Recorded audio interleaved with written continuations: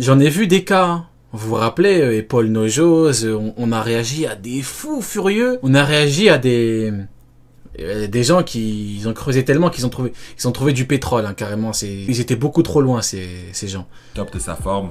Mais pour moi, oui, mais il va pleurer. Ah bah écoute, après, qu'il pleure. Hein. En tout cas, il s'est chié dessus. Il est où, Mihawk? Pourquoi est-ce que tu te chies dessus? Ce mec s'est chié dessus jusqu'au bout. Hein. Il a pas mis Mihawk. Je mets le truc théorique avec Kuzan et Beckman, il l'a pas mis. Arrête de te chier dessus. YC2 de Cheech, je préfère en rire parce qu'il est là. Si t'as un minimum de compréhension, t'es censé comprendre qu'il est là. En fait, si chez Liu, c'est le YC1. Le YC de Cheech, c'est pas Kuzan. Et que c'est pas le YC3. C'est qui Kuzan dans l'équipage? Là, en fait, c'est du niveau primaire. Je vous jure, c'est du niveau primaire. Tu sais, il y a rien de plus simple à comprendre. Je vous jure, il y a des gamins de 5 ans, ils vont comprendre ça. Ils peuvent le comprendre. Ils ont la faculté de comprendre un truc aussi simple. C'est pas le 3, c'est pas le 2, le 1 c'est lui. C'est qui alors lui? C'est qui lui? Il a quel statut? C'est qui dans l'équipage? S'il vous plaît dans le chat, aidez-moi. C'est qui lui? Si c'est pas le 1, le 2, le 3. C'est qui? C'est le Oden de Roger.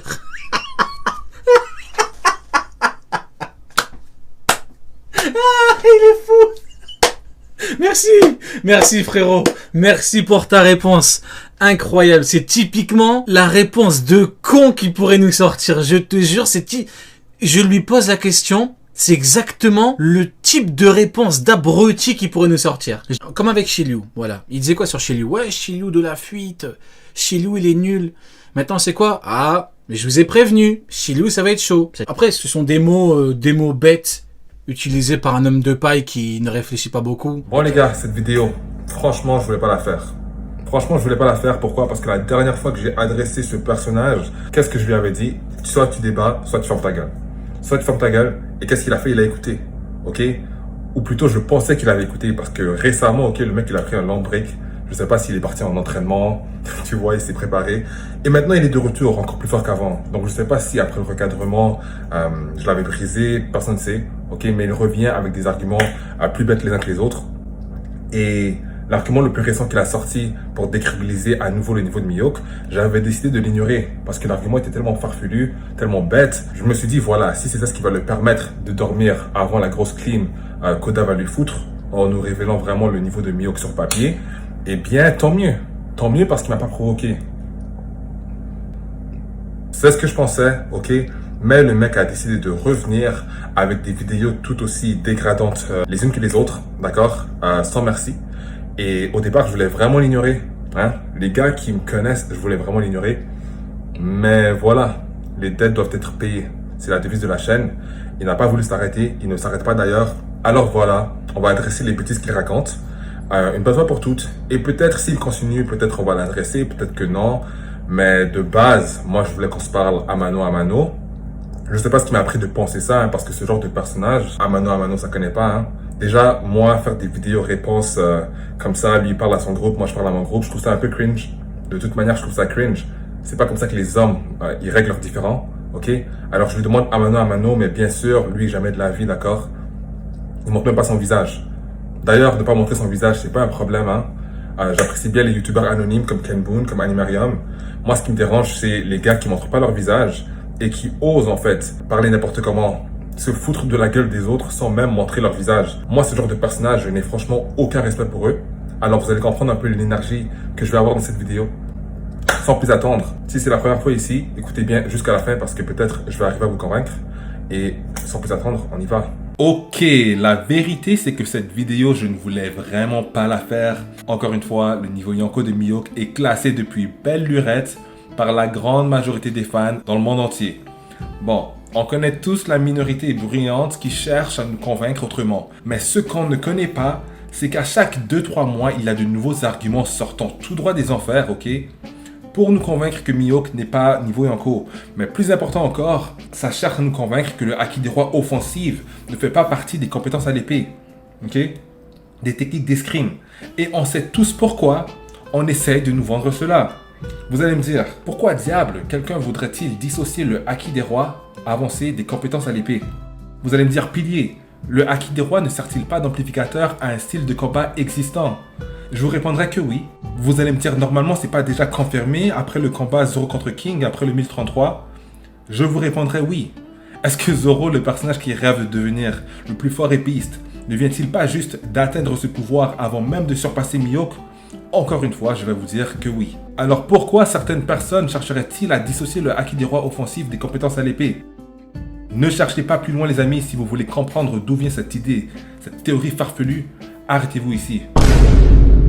Parce que oui, aujourd'hui c'est ce qu'on essaie de nous vendre comme un fait, avec l'argument le plus grotesque que j'ai vu, l'argument le plus catastrophique que j'ai vu jusqu'à maintenant, n'est rien de plus qu'une tentative désespérée de garder le personnage de Mihawk aussi loin que possible du personnage de Shanks. Ne me demandez pas pourquoi. Alors je ne vais pas vous faire attendre plus longtemps. L'argument serait qu'un combattant qui se bat exclusivement au sabre peut être considéré comme meilleur au sabre, mais pas plus fort qu'un autre combattant qui lui aussi combattrait exclusivement au sabre. Si tu as du mal à me suivre, c'est tout à fait logique parce que ça n'a aucun sens. L'exemple utilisé, c'est que Vista serait un meilleur épéiste que Zoro, mais Zoro est plus puissant que lui. En d'autres mots, si on comprend bien, Zoro battrait Vista dans un duel d'épéistes, mais Vista reste le meilleur épéiste des deux.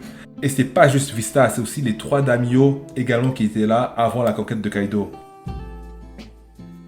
Et cette idée est seulement possible si, bien évidemment, le Haki des rois offensif ne fait pas partie des compétences à l'épée. Cet argument est fondé sur quoi, vous allez me dire? Apparemment, c'est l'auteur lui-même qui l'a dit. L'auteur a dit que Vista était un grand maître épéiste, mais il a qualifié Zoro, qui venait de battre King après Wano, comme maître épéiste. Maintenant, pas besoin d'être une lumière pour savoir que le titre de grand maître épéiste, c'est un titre plus prestigieux que le titre de maître épéiste, qui est en retour plus prestigieux que le titre d'épéiste. Titre qu'avait Zoro sur Dressrosa. Le problème, c'est que dans l'œuvre d'Eiichiro Oda, Vista n'est jamais qualifié de grand maître épéiste. De même pour les daimyo capturés par Kaido. C'est uniquement dans les sources externes au manga. Jusque-là, vous allez me dire où est le problème. On peut bien utiliser des sources externes au manga pour confirmer quelques trucs. Par exemple, le Haki des rois de Sengoku, ou bien les origines de Zoro, ou encore la lame de Fujitora. Et je vous dis oui, en effet, mais toujours faire gaffe à ne pas méprendre chaque source externe pour les paroles d'Oda.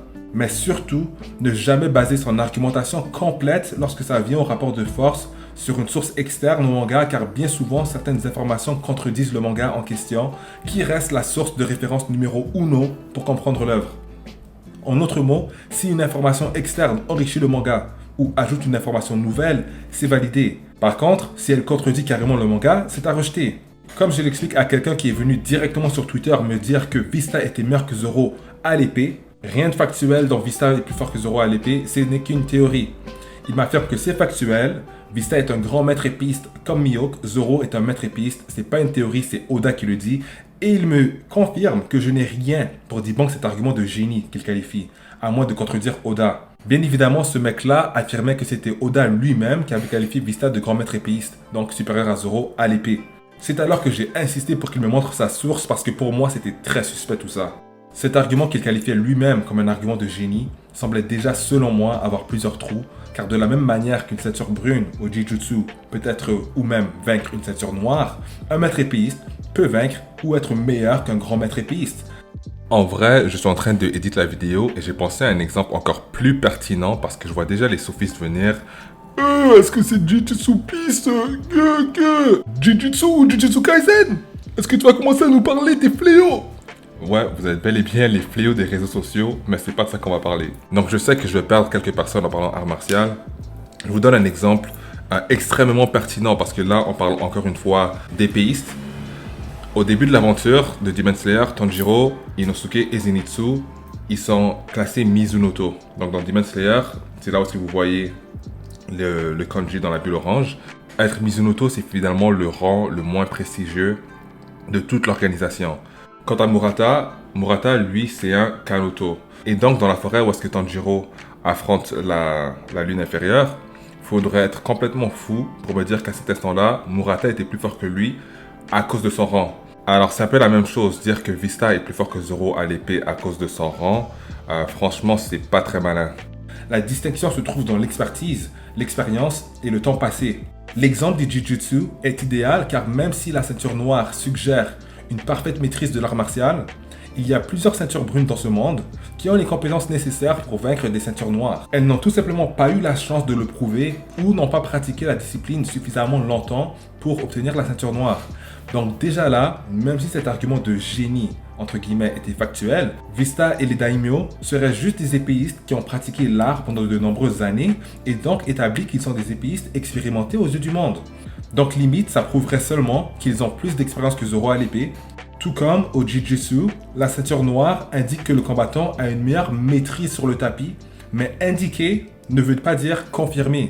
Tout ce que ça confirme, c'est que la ceinture noire a plus d'expérience. Mais là, vous n'êtes pas au bout de vos surprises, car cette information qui me semblait farfelue, j'avais décidé de creuser et de vraiment chercher à voir la source en question, parce qu'avec des Oda dit, on entend ça souvent, ok? L'auteur a dit ça, l'auteur a dit ci. Alors j'ai vraiment voulu mettre la pression au mec qui avait apporté cet argument sur Twitter. Et qu'est-ce que je découvre?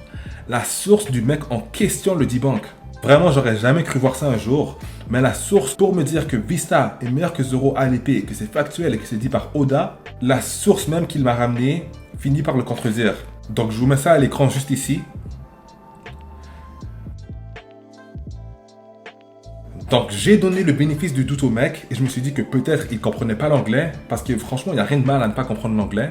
Et là il me dit quoi? C'est toi qui comprends pas l'anglais, je vais t'aider. Donc après plusieurs va-et-vient, j'ai finalement pu lui expliquer son erreur et il m'a donné raison. Tant mieux pour lui d'ailleurs. Certaines personnes, une fois que tu gagnes en argumentation et qu'eux-mêmes réalisent qu'ils ont perdu, ils vont simplement continuer à te troller et à tourner en rond juste pour te rendre fou par exprès. C'est vraiment décevant, mais lui, on va lui donner ses fleurs parce qu'il a admis juste ici. Voilà, il m'a dit, t'avais raison. Donc bref, je vais relire le passage pour mettre tout le monde d'accord, ok? Parce que je sais qu'il y a beaucoup plus de francophones ici que de bilingues.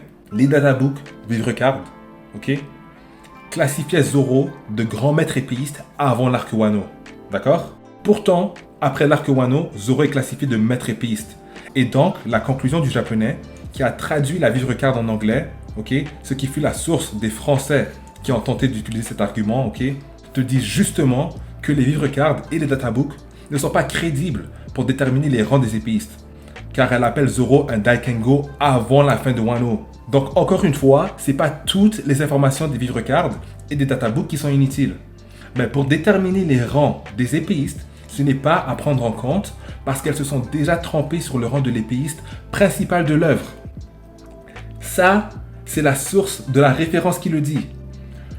Preuve que ces choses ne sont pas écrites par Oda. Une autre information intéressante, c'est pourquoi selon Oda, les films ne peuvent pas être canon, car tout simplement, il ne veut pas que les lecteurs, pour comprendre son histoire globalement, aient besoin de d'autres choses que son œuvre, que le manga.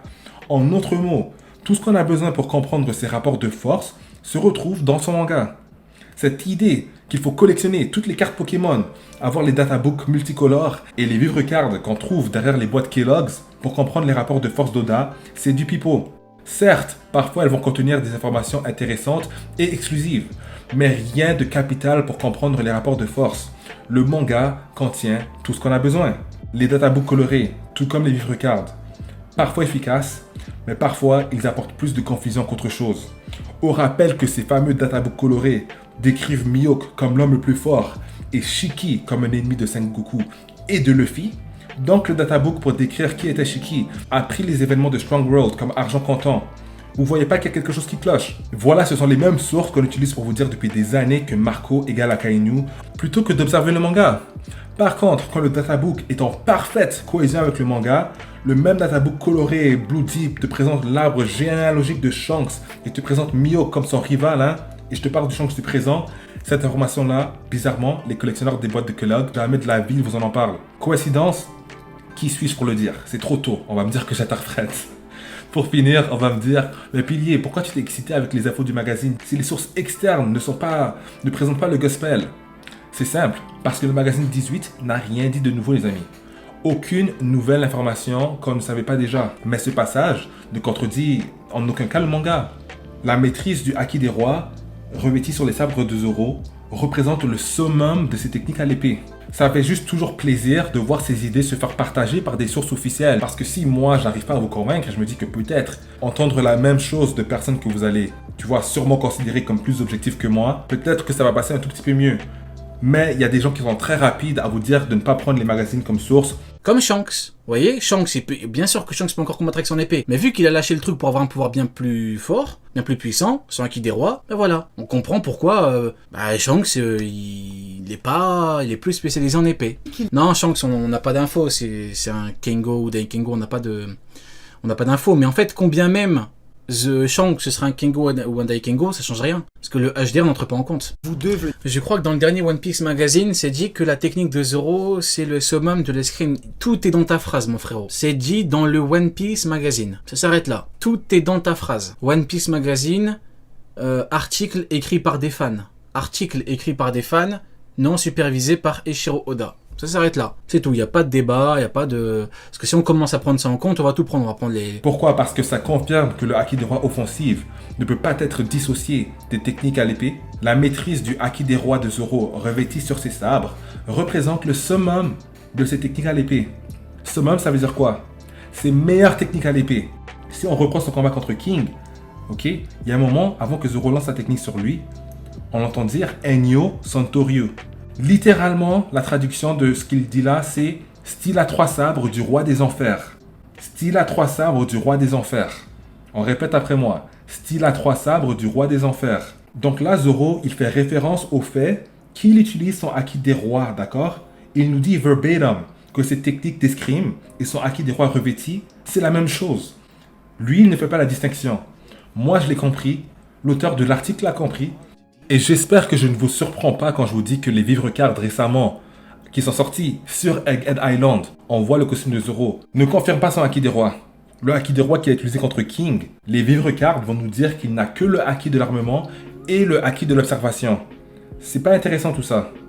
Les vivres cards nous disent aussi que malgré que Zoro et Lucci, Rob Lucci, sont en opposition, ils se retrouvent à égalité. Donc les mêmes gars qui suivent Vivre Card Peace religieusement, d'accord? Ces mêmes gars-là te disaient que Lucci n'avait même pas le niveau d'un cracker, d'accord? Ils te disaient que Lucci n'avait pas le niveau d'un Jack. Aujourd'hui, ces mêmes Vivre Card vont te dire que ce mec-là se retrouvait à égalité face à Zoro, d'accord? Après, pour un moment, oui c'est vrai, tout comme Vista et Mihawk à Marineford, tout comme Marco et Kizaru à Marineford.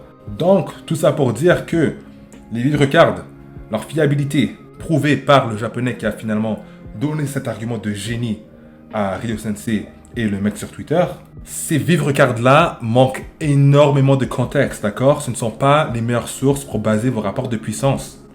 Jamais de la vie. Le manga prime surtout, parce que les vivre cards vont manquer tellement de subtilité. Elles vont pas te dire que Mihawk n'était pas concentré sur Vista. Elles ne vont pas te dire que Zoro cherchait à conserver le plus d'énergie. Et c'est ça qui a fait en sorte que lui et Lucci se battaient à égalité.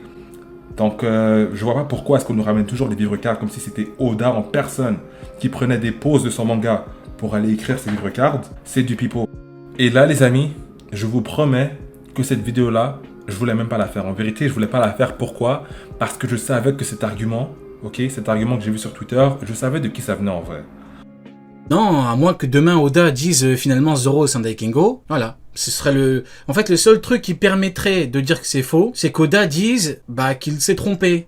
Et je pense pas que Oda se soit trompé, vous voyez ce que je veux dire? Le seul moyen de dire que c'est faux, c'est Oda il dit ouais, en fait non, Zoro c'est un Daikengo. Ou les autres ne sont que des Kengo. Vous voyez ce que je veux dire? Sinon, non, c'est comme ça. En vrai de vrai, je savais de qui ça venait. Ok? Et Ryo Sensei, pour les gens qui ont suivi ce malentendu entre nous deux, la dernière fois que j'ai adressé ce personnage, je lui ai dit, tiens, moi, je trouve pas que c'est pertinent de parler comme des mean girls de notre côté. Viens, on va se parler à mano. Déjà que tu montres même pas ton visage et tu te permets de dénigrer les autres, ça sert à rien en fait de me parler contre son visage, tu vois. Le mec, comme je l'avais prédit, vous a sorti une excuse tout droit des livres de Monsieur Satan, ok? L'homme de paille. Et du coup, Uken, il avait parlé avec lui. C'est un truc de fou, hein. Uken prenne le temps de parler avec lui, il faut vraiment... Pour prendre du temps pour parler avec l'homme de paille, il faut vraiment... Il a voulu jouer sur l'angle que Pilier, il valait pas la peine. En fait, l'homme de paille, hein, ce mec-là, il est pas capable de dire mon nom. Il peut pas. Il me traite d'homme de paille. Un homme de paille, c'est quoi? C'est un mec qui va inventer des prises de position à son adversaire. Il va exagérer les prises de position de son interlocuteur. Il va en fait créer une position qui n'est pas la sienne. Comme ça, ce sera beaucoup plus facile de gagner une audience. C'est ça un homme de paille. Ça, je me rappelle très bien. Chilou, il avait chié dessus, je me rappelle très bien. Maintenant, ça fait l'hypocrite. Ah, le HDR des Amiraux, on n'entend plus parler. Hein. Ça fait un moment que le HDR des Amiraux, c'est mort, il n'y a plus de nouvelles. Il fut un temps, il n'y a pas longtemps, hein. Peut-être quoi, octobre, novembre. On nous disait HDR, ils l'ont tous. Kuzan, Kizaru, Akainu, tout le monde là. Ah, depuis, chut, l'agenda, il est brûlé. Bref, je vous dis ça parce que autant je ne le respecte pas, il ne me respecte pas, c'est mutuel. D'accord? Est-ce qu'on perd des heures de sommeil à cause de ça? Non. Mais pourtant, certains, je dis pas tous, certains de ses abonnés, ça, ils veulent pas le comprendre. Ok? En vrai de vrai, moi, je pense que c'est un setup de la part de ces gars-là. Ok? Alors, écoutez bien, je sais que mon audience, ils en ont fini avec lui, ils veulent plus en entendre parler. Mais là, je m'adresse personnellement aux disciples de Ryo Sensei, d'accord? Ses fidèles, ok? Ses apôtres, peu importe. Moi, ce mec-là, quand il veut, on va se parler à mano, d'accord? S'il en est capable, où va-t-il jouer sur l'angle? Je vaux pas la peine. Et vous allez le croire, bien évidemment. Déjà, si j'avais peur de ce mec-là, j'allais pas mettre son nom comme ça en titre. Parce que pour ceux qui ne sont pas au courant, sur YouTube, quand tu fais ça, en fait, ça va notifier le compte en question. Donc j'aurais fait comme lui il fait, tu vois, je ne l'aurais jamais adressé par son nom directement. Je lui aurais trouvé un surnom un peu bizarre, comme ça si jamais on me confronte là-dessus, je peux nier, je peux gaslight, dire que je parlais d'un autre. Non, moi j'affiche son blaze, je le notifie, d'accord? Alors insinuer que j'ai peur de ce gars-là, c'est une dinguerie.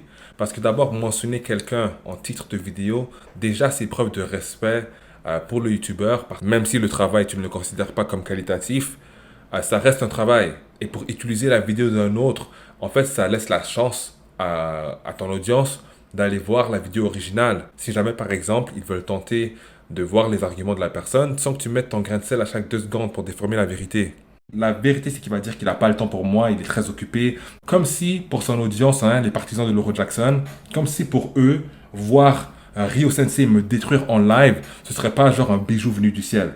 Il va faire comme si non, j'ai pas le temps. Ok, peu importe. Donc voilà, c'est tout pour la vidéo aujourd'hui, ok? Ne me parlez plus de Ryo Sensei. À moins que c'est pour me dire, ok, le mec veut débattre. Ok, si c'est ça, on va s'arranger. Là, tu parles, là, c'est intéressant. Mais si c'est pour me dire, Ryo a réagi à X vidéo, franchement, je veux même plus savoir. On va voir qu'est-ce qu'il va faire. Mais je vous répète, il peut continuer à s'amuser, peu importe ce qu'il va faire, sa chaîne secondaire tournée. Il peut continuer à se moquer de moi, je veux plus en entendre parler. Parce que le mec, je veux dire, c'est rempli de diffamation, ces vidéos réactions. Ça sert à rien, en fait, que je le réponde. Alors arrêtez de venir me voir, dire que j'ai peur de lui, j'ai peur de qui, j'ai peur de personne, d'accord? Je refuse de lui donner une offrande. Je sais pas, il y a un mec qui m'a dit, inscris-toi, t'es juste pauvre, alors tu peux pas débattre avec lui. Comment ça, pauvre? Je veux pas payer, je veux pas payer ton gourou pour qu'il vienne débattre. Impossible. J'ai plus besoin de débattre avec lui, j'ai tout ce que j'ai besoin de savoir, d'accord? Je l'ai surestimé en venant sur YouTube, et maintenant je me rends compte que ça sert plus à rien. Donc, s'il veut débattre, je serai ouvert, bien évidemment, je débattrai tout le monde, n'importe qui. Mais si tu penses que je vais payer le mec pour débattre avec lui, en vrai de vrai, j'allais le laisser rigoler parce que cet argument, il est tellement nul. Mais les gens continuent à me le donner, d'accord, en live, ça continue à me parler de Ryo, ça continue à dire que j'ai peur de lui. Et franchement, j'allais ignorer, même après sa vidéo réaction sur une vidéo que j'ai fait il n'y a pas si longtemps à propos des investissements OP. J'allais l'ignorer, ok? Mais ces gars-là ne savent pas comment s'arrêter. Ils veulent continuer à rire parce qu'ils pensent qu'ils ont l'air de ça.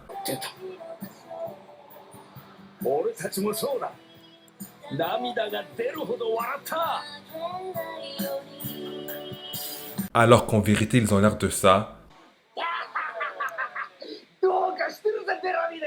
D'accord? Ça dénigre, ça descend, ça rabaisse.